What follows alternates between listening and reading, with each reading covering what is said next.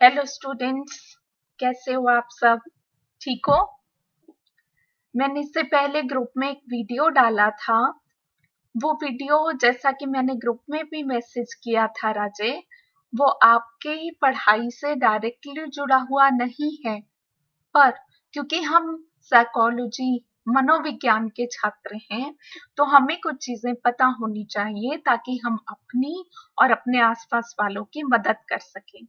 इसलिए मैं आपसे कहूंगी कि आप जरूर ये वीडियो पूरा देखें। पढ़ाई के वीडियोस तो आप देख ही रहे हैं, उसके साथ साथ जो मैंने आपको ये मेंटल हेल्थ या मानसिक स्वास्थ्य से जुड़ा हुआ वीडियो भेजा है, ये भी आप जरूर पूरा वीडियो देखें। चलिए हम पढ़ाई का काम आगे बढ़ाते हैं। हम टॉपिक कर रहे हैं चश्मदीद गवाह प्रमाण की परिशुद्धता सुधारने की प्रविधियां, यानी वो तरीके जिनसे कि कोर्ट में जब एक गवाह गवाही देता है तो उसकी गवाही ज्यादा सही हो, ज्यादा एक्यूरेट हो, उस चीज को बढ़ोतरी देने के तरीके या प्रविधियां। आपको ध्यान होगा हमने पहला तरीका कौन सा किया था पिछले वीडियो में? बिल्कुल सही, वो था संज्ञानात्मक साक्षात्कार या कॉग्निटिव इंटरव्यू। उसी में दूसरा जो हम टॉपिक आज करेंगे, परिशुद्धता बढ़ाने की प्रविधियों में ही सेकंड कैटेगरी आ जाती है लाइनअप प्रविधियां। लाइनअप क्या होता है? जब कोई मुजरिम कोई अपराध करता है, उसके बाद कोर्ट में केस चलता है। कोर्ट में जब केस चलता है तो कुछ लोग शक के घेरे में होते हैं, इन्हें हम बोलते हैं संदिग्ध व्यक्ति। तो जब एक गवाह ने गवाही देनी होती है तो उसके सामने संदिग्ध व्यक्तियों के साथ साथ कुछ फिलर लोगों को पेश किया जाता है। ये फिलर वो लोग होते हैं जो जरूरी नहीं कि शक के घेरे में हों, पर उनकी प्रतीति या उनका जो वेशभूषा है वो मैच करता है उस वर्णन के साथ जो गवाह ने दिया होता है अपराधी को लेकर। फॉर एग्जाम्पल, गवाह ने कहा कि अपराधी के दाएं गाल पर तिल है, तो सभी उन फिलर्स को चुना जाएगा जिनके दाएं गाल पर तिल हो। इस तरीके से वो देखता है कि इन सभी लोगों में से अगर वो कह देता है कि ये संदिग्ध व्यक्ति के लिए वो कहता है कि हाँ इसी ने जुर्म किया है, तो उसका दोष प्रूव हो जाता है, मुजरिम का अपराध किया होना प्रूव हो जाता है। पर हो सकता है कि वो ना कह पाए क्योंकि उसे नहीं पता कि संदिग्ध व्यक्ति कौन है या फिलर कौन है। उसके लिए तो 4-5 लोग हैं जो सभी एक जैसे से दिख रहे हैं, पर उसे अपनी याददाश्त के दम पे बताना है कि इनमें से टारगेट या दोषी व्यक्ति, जो सच का दोषी व्यक्ति है, वह कौन है। ये मैंने आपको बताया कि लाइनअप प्रविधि होती क्या है। ये आमतौर पर केसेस में यूज की जाती है। ये थोड़ी सी मुश्किल है, अगर आपको नहीं अगर अभी तक समझ आया कि लाइनअप प्रविधि क्या है तो वीडियो यहीं पॉज करो, बैक लेके जाओ और शुरू से सुनो कि लाइनअप प्रविधि का मीनिंग क्या होता है। तो इस लाइनअप प्रविधि की रचना इस तरीके से की जानी चाहिए, लाइनअप की रचना इस तरीके से होनी चाहिए कि गवाही की परिशुद्धता इंप्रूव हो, उसकी एक्यूरेसी बेटर हो। इसके लिए हम क्या कर सकते हैं? पहली बात, जिसने गवाही देनी है उसे पता ना हो कि संदिग्ध व्यक्ति कौन है। अगर उसे पता होगा कि इन 4-5 लोगों में से वो कौन सा शख्स है जो ऑलरेडी शक के घेरे में है, तो संभावना बढ़ जाएगी कि वो यूं ही कह दे कि यही दोषी व्यक्ति है। इसलिए गवाह को ये नहीं पता होना चाहिए कि लाइनअप में संदिग्ध व्यक्ति कौन है।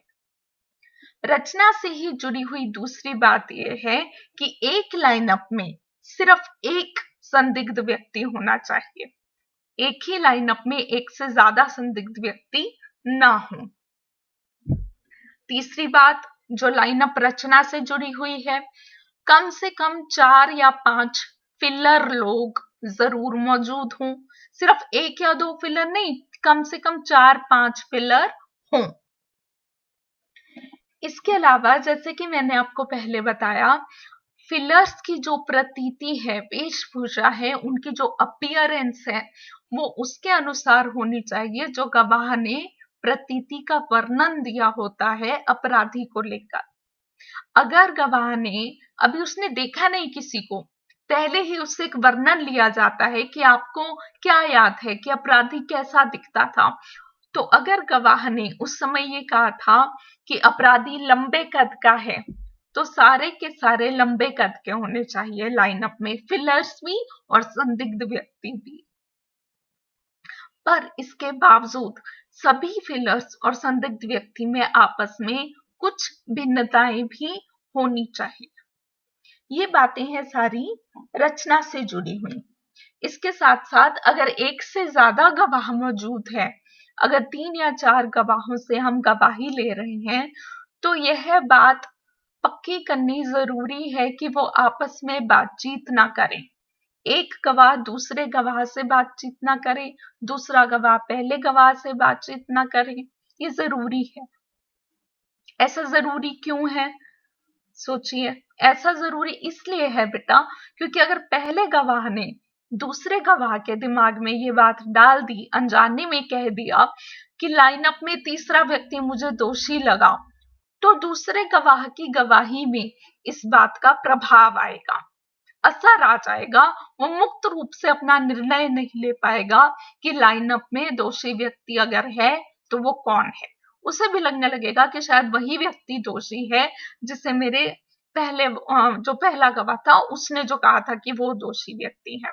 तो इन चीजों की वजह से अगर एक से ज्यादा गवाह मौजूद हैं तो कोशिश होनी चाहिए कि वो आपस में बातचीत ना करें। इसी में नेक्स्ट आता है बेटा अंध प्रशासन। अंध प्रशासन एक अधिकारी या प्रशासक होता है जो लाइनअप को प्रस्तुत करता है गवाह के सामने। प्रशासक का व्यवहार असर डालता है गवाह के ऊपर, इसलिए यह जरूरी है कि प्रशासक को भी ना पता हो कि संदिग्ध व्यक्ति कौन है और फिलर्स कौन है। ये जरूरी है कि प्रशासक को भी इस बात की जानकारी ना हो। इसके साथ साथ एक बहुत ही इंटरेस्टिंग तरीका है अंध प्रशासन करने का, जिसे हम कहते हैं फोल्डर विधि। फोल्डर विधि में क्या होता है, एक संदिग्ध व्यक्ति है और 5 फिलर लोग हैं, तो 10 फोल्डर ले लिए जाते हैं। ये जो 6 फोटोएं हैं हमारे पास, एक संदिग्ध व्यक्ति की और 5 फिलर लोगों की, ये 6 फोटोएं 6 फोल्डर्स में एक एक फोटो एक एक फोल्डर में डाल दी जाती है। खाली कितने फोल्डर बचे? 4। 10 में से 4 फोल्डर खाली बचे, 6 में फोटोएं हैं। इसके बाद इन सभी फोल्डर्स को आपस में फेंट दिया जाता है, शफल कर दिया जाता है, ताकि किसी को ना मालूम हो कि कौन से फोल्डर में कौन सी फोटो है और फोल्डर में फोटो है भी या नहीं। इसके बाद ये फोल्डर्स एक एक करके गवाह को दिए जाते हैं। वो खोलता है फोल्डर्स और उसके अनुसार वो अपनी गवाही देता है, देखकर कि अपराधी उनमें है, अपराधी की फोटो या नहीं है, और अगर है तो वो कौन सा शख्स है जो अपराधी है। ये कुछ तरीके हैं जिनसे कि परिशुद्धता बढ़ती है, एक्यूरेसी बढ़ती है गवाही की। आगे पढ़ते हैं बेटा। इसी में आगे आ जाता है नेक्स्ट टॉपिक, निर्देश। पहला क्या था? कॉग्निटिव इंटरव्यू, संज्ञानात्मक साक्षात्कार। दूसरा लाइनअप से जुड़ी हुई प्रविधियां। लाइनअप प्रविधियों में पहला था लाइनअप रचना, दूसरा था अंध प्रशासन, तीसरा है बेटा निर्देश। ये तीनों लाइनअप प्रविधियों में ही आते हैं। तीसरा मैंने आपको कहा है निर्देश। अगर हम गवाह को उचित निर्देश देते हैं तो इससे उस पर जो दबाव है, मेंटल प्रेशर है कि मैं गवाही दूंगा, वो दबाव कम हो जाता है। और ये दबाव कम होने से गलती होने की संभावना कम हो जाती है, और गलती की संभावना कम होने से स्वाभाविक बात है कि एक्यूरेसी या परिशुद्धता बेटर हो जाती है। तो क्या क्या निर्देश देने चाहिए हमें गवाह को इससे पहले कि वो अपनी गवाही दे? सबसे पहला निर्देश उसे यह देना बहुत जरूरी है कि जो लाइनअप हम आपके सामने प्रस्तुत करने वाले हैं, हो भी सकता है उसमें दोषी हो भी सकता है उसमें दोषी ना हो। इससे ये होता है कि गलत व्यक्ति के मतलब निर्दोष व्यक्ति के गलत होने की चुने जाने की संभावना कम हो जाती है। इसके साथ साथ कुछ और निर्देश गवाह को दिए जाने चाहिए, वो ये कि आप चाहे अपनी गवाही दो या ना दो, आप निर्णय ले पाओ या ना ले पाओ, अधिकारी जो हैं, जो पुलिस अफसर हैं, वो लोग अपनी जांच पड़ताल जारी रखेंगे। इस निर्देश से भी उसके ऊपर गवाह के ऊपर बनने वाला दबाव कम हो जाता है। इसके साथ साथ उसको ये बताओ कि जो प्रशासक है, जो अधिकारी आपको लाइनअप प्रस्तुत करेगा, उसको भी नहीं पता कि कौन सा व्यक्ति दोषी है या कौन सा व्यक्ति संदिग्ध है या कौन फिलहाल, वो किसी को नहीं पता। इसी में लाइनअप प्रविधियों में ही नेक्स्ट आ जाता है बेटा अनुक्रमिक प्रस्तुति। अनुक्रमिक प्रस्तुति। अनुक्रमिक प्रस्तुति का मतलब है, अगर आपको याद हो, मैंने आपको पिछले एक वीडियो में समझाया था कि सापेक्षिक निर्णय और निरपेक्ष निर्णय क्या है। अगर हम सारे के सारे चेहरे लाइनअप के एक साथ प्रस्तुत करें तो गवाह उनकी तुलना आपस में करता है। पहले चेहरे की तुलना दूसरे चेहरे से करेगा, दूसरे चेहरे की तुलना तीसरे चेहरे से करेगा। ऐसा करने में वो ये गलती कर सकता है कि उसके दिमाग में जो अपराधी की प्रतिमा बनी हुई है उसको वो नजरअंदाज कर बैठे। इसे बोलते हैं सापेक्षिक निर्णय या समकालिक प्रस्तुति, एक ही समय में होने वाली प्रस्तुति। इस तरह की प्रस्तुति से बेटा गलती की संभावना बढ़ जाती है, यानी परिशुद्धता कम हो जाती है। दूसरा तरीका जो लाइनअप को प्रस्तुत करने का है वो ये है कि चेहरों को एक एक करके दिखाया जाए गवाह को। जैसे फोल्डर विधि में भी यही था कि फोल्डर एक एक करके गवाह को दिए जा रहे हैं, वो खोलता है फोल्डर, उसमें फोटो होती है तो वो सोचता है कि क्या ये अपराधी की फोटो है या नहीं है। इसे बोलते हैं निरपेक्ष निर्णय। यहाँ पे गवाह क्या कर रहा है, उसके मन में जो अपराधी की इमेज है या प्रतिमा बनी हुई है उसके साथ वो तुलना कर रहा है हर दिखाई गई फोटो का। इसे बोलते हैं निरपेक्ष निर्णय। ज्यादा अच्छा हमेशा निरपेक्ष निर्णय होता है, इसमें परिशुद्धता या एक्यूरेसी इंप्रूव हो जाती है, उसमें सुधार आ जाता है। इसके साथ साथ आगे नेक्स्ट है बेटा शाब्दिक अतिछाया। शाब्दिक अतिछाया का मतलब होता है कि हम गवाह को बार बार कह रहे हैं कि वर्णन दो कि अपराधी कैसा दिखता था। ये बार बार जब वो शब्दों में कहने की चेष्टा करता है कि अपराधी की प्रतीति कैसी थी, ऐसा करने से जब वह पहचान करने की सिचुएशन पे आता है तो उसकी परिशुद्धता कम हो जाती है। इसलिए हमें अवॉइड करना चाहिए कि हम बार बार गवाह से वर्णन मांगे कि अपराधी कैसा दिखता था। शाब्दिक अतिछाया का परिहार करना चाहिए, परिहार यानी उसको अवॉइड करना चाहिए। लाइनअप प्रविधियों में ही आखिरी आ जाता है इलेक्ट्रॉनिक रिकॉर्डिंग।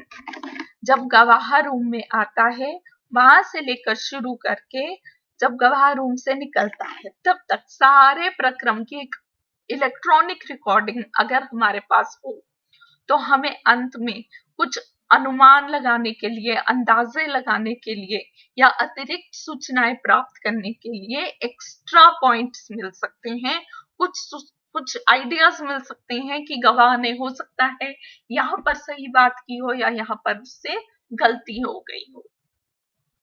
तो ये सारी बातें आ जाती हैं लाइनअप प्रविधियों के अंदर। इसी में कुछ और तरीके हैं परिशुद्धता बढ़ाने के, ये छुटपुट से तरीके हैं, ये मैं आपको बताने लगी हूँ। पहला तरीका है बेटा इनमें धारण अंतराल। धारण अंतराल यानी अपराध होने से लेकर गवाही तक का अगर समय ज्यादा है तो गवाही के गलत होने की संभावना बढ़ जाएगी। अगर अपराध होने के साथ ही बिल्कुल ठीक बाद या कम समय अंतराल पर ही गवाही ले ली जाए तो गवाही के सही होने की संभावना अधिक है। इसे कहते हैं धारण समय अंतराल। प्रश्नकर्ता जो कि इंटरव्यू ले रहा है, ये कॉग्निटिव इंटरव्यू से जुड़ी हुई बात भी है और लाइन ऑफ प्रविधि से जुड़ी हुई बात भी है कि जो प्रश्नकर्ता है, जो गवाह से प्रश्न पूछ रहा है, क्या वो खुद संवेगात्मक रूप से स्थिर है या अस्थिर है। अगर वो खुद ही स्टेबल महसूस नहीं कर रहा तो वो सही ढंग से क्वेश्चंस नहीं पूछ पाएगा, जिसका असर गवाह की गवाही पर नकारात्मक रूप से आ सकता है। तो यह जरूरी है कि प्रश्नकर्ता खुद संवेगात्मक रूप से स्टेबल हो, स्थिर हो। ये कुछ अन्य तरीके हैं लाइन ऑफ प्रविधियों और संज्ञानात्मक साक्षात्कार के अलावा जिनसे गवाही की परिशुद्धता में सुधार लाया जा सकता है। अगर हमारा गवाह नशे में है, मादक पदार्थों के असर में है और तब वह गवाही दे रहा है तो वो सही से गवाही नहीं दे पाएगा। ये नेचुरल सी बात है, ये हम बहुत ही आसानी से समझ सकते हैं कि गवाह अगर मादक पदार्थों के असर में है तो उस समय उससे गवाही ना ली जाए, वरना परिशुद्धता नेगेटिव हो जाएगी, कम अच्छी हो जाएगी। इसी में एक आखिरी पॉइंट आ जाता है बेटा, निर्देशित स्मृति। निर्देशित स्मृति होता है गाइडेड मेमोरी। इसमें क्या किया जाता है, जो घटना के अलग अलग पहलू हैं, अपराध घटना के जो अलग अलग पहलू हैं, उनको स्मृति में वापस लाने के लिए गवाह को एनकरेज किया जाता है। क्या आसपास दिखाई दे रहा था, संवेग कैसे थे लोगों के, कितने लोग मौजूद थे, आसपास आवाजें कैसी आ रही थी। इस तरह के जो अलग अलग घटना से जुड़े हुए पहलू हैं उनको याद करने में साक्षात्कारकर्ता मदद करता है गवाह की, जिससे कि उसकी स्मृति ठीक रूप से उसको याद आ जाए, स्मृति बेटर हो जाए कि अपराध कैसे हुआ, किसने किया, कब किया, इस तरह की चीजें, और उसकी गवाही की परिशुद्धता बेटर हो जाए। मन में प्रतिमा बनाता है वो एक घटना की जो उसने देखी होती है, उसे रिकंस्ट्रक्ट करता है, दोबारा से उसे मन में लेके आता है। तो ये बेटा तरीके बताए मैंने आपको परिशुद्धता बढ़ाने के। मैं बार बार रिपीट कर रही हूँ, जो आखिरी यूनिट है आपका वो ज्यादातर वीडियोस के माध्यम से पूरा किया गया है, तो आप ये सभी वीडियोस ध्यान से सुने जिससे कि आप यूनिट 4 का क्वेश्चन भी सही से अटेम्प्ट कर पाए। ओके बेटा, टेक केयर।